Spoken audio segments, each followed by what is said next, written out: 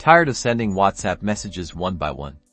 Let's supercharge your outreach with Aisensy's bulk messaging. I'll show you how in just a minute. First, log into your Aisensy account, then navigate to the broadcast section in the left-hand menu. It's your command center for reaching the masses. Click on Create New Broadcast. Give your broadcast a descriptive name, something that will help you remember its purpose later, like winter sale promo or new product announcement. Now, the key to successful bulk messaging is segmentation. Choose your target audience by using tags that you have already set, attributes, or simply upload a CSV file containing your contact list. The more targeted, the better.